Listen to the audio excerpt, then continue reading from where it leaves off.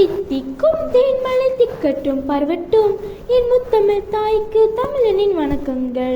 முரசு கொட்டட்டும் ஏற்றட்டும் சான்றோரின் வரிசையில் வீற்றிருக்கும் அவை தலைவர் அவர்களே, நீதிக்கு உமையாய் திகழும் நீதிமான்களே, மணிக்காப்பாளர் அவர்களே, ஆசிரியர்களே மற்றும் என்னுடன் போட்டியிட களத்தில் இறங்கியிருக்கும் சக போட்டியாளர்களே, உங்கள் அனைவருக்கும் எனது செந்தமிழ் வணக்கங்கள் சமர்ப்பணம். இன்று இங்கு உங்கள் முன் பேச எடுத்துக்கொண்ட தலைப்பு தமிழனும் பண்பாடும். அவையூரே, தமிழன் என்றொரு இனம் உண்டு, தனியே அவருக்கு ஒரு குணம் உண்டு என்று தமிழரை அடையாளப்படுத்தினார் நாமக்கல் கவிஞர். வேறு எந்த இனத்துக்கும் மொழிக்கும் இல்லாத பெருமை தமிழுக்கும் உண்டு.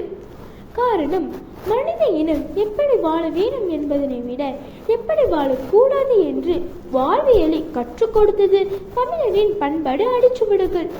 இன்று உலகம் முழுவதிலும் தடம் பதித்து இருக்கிறது. என் தமிழினமே, தமிழரின் தலை சிறந்த பண்பாடுகளில் ஒன்று விருந்தோம்பல்.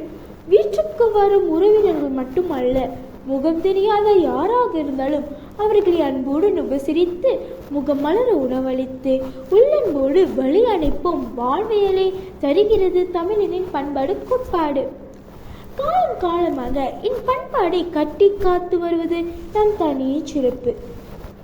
இதிலும் ஒரு படிமை சென்று இது குடும்ப தலைவின் கடமைகளில் ஒன்றாக கட்டமைக்கப்பட்டு இருக்கிறது. விருந்தோம்பலை இல்லத்தரசியின் கடமையாக வேறு எந்த இனமும் நாடும் சுட்டி காட்டவில்லை. இதனை தமிழ் இலக்கியங்களும் பதிவு செய்து இருக்கின்றன. வாரி வழங்கும் வள்ளல்கள் வாழ்ந்த பரம்பரை நம் தமிழ் பரம்பரை. கடையேழு வள்ளல்கள் வாழ்ந்த வரலாற்றை பதிவு செய்து பாதுகாத்து வருகிறோம். இவ்வுலகம் இருக்கும் வரை இவ்வளரால் சொல்லும்.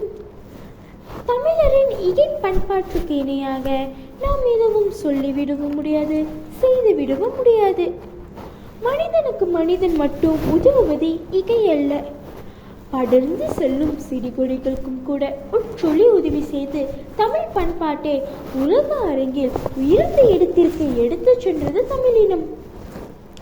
இப்படி நாடு, நகரம், பணம், காசு இதை அனைத்தையும் அள்ளி அள்ளி கொடுத்த இகை என்னும் ஈர மனிதனே இலக்கியங்களும் இன்றளவும் போதித்து வருகிறது. இந்த இகைக்கு இலக்கணம் சொன்னவன் வள்ளுவன். வருகையாளர்களே, கொடுப்பதிலும் பெறுவதிலும் மட்டும் பண்பாட்டை காட்டவில்லை, வீரத்திலும் பண்பாட்டை விதித்து சென்றவன் தமிழன். இதற்கு காலத்தால் அறியாத பல காவிய கதைகளே இதற்கு சுமர்ந்து நிற்கும் ஒரு 400 நூலே இதற்கு சாட்சியாக இருக்கிறது. எதிரி நாட்டு படையினை தாக்கும் போது கூட ஈரமும் இரக்கமும் இருந்ததனை காண முடிகிறது. போரில் தந்தையை இழந்து கணவனை இழந்து இறுதியில் தனக்கு இருக்கும் ஒரே ஒரு மகனையும் போர்க்களத்திற்கு அனுப்பி வைத்த ஒரு 400 தாயும் ஒரு தமிழிச்சி என்பதை நாம் பெருமை கொள்வோம். இன்னும் நாம் பெருமை கொள்ளும் இதனை நன்றி, வணக்கம்.